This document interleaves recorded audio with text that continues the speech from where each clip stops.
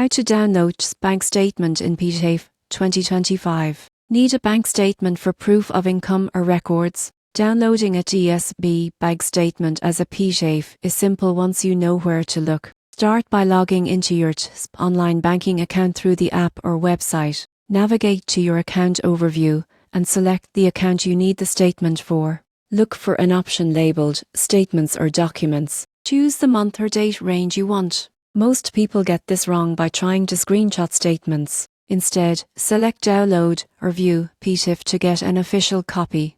Once downloaded, the PTIF can be saved, email or printed. These statements are accepted for visas, rentals and financial verification. The surprising truth is that this keeps digital statements for several years, so older records are usually available. In 2025, paperless banking makes record keeping easy if you know the steps. Always double-check dates and account details before submitting. Subscribe for more banking and finance tutorials explained clearly.